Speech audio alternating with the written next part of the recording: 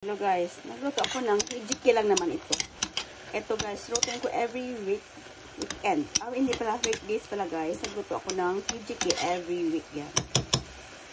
Lagyan natin ng sesame oil. Sinasarap yan. Sesame oil siya.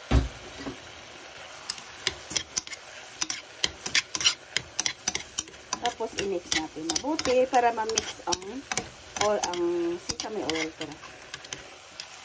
Guys, ang ingredients ko dito is carrots, string beans, at saka yung dried na tofu, at saka yung seaweeds na hijiki ang gamit ko ngayon. Kaya natin ito. Sarap ito guys, i-mix sa kanin. Pwede pang baon or side dish. Ay, nagano siya.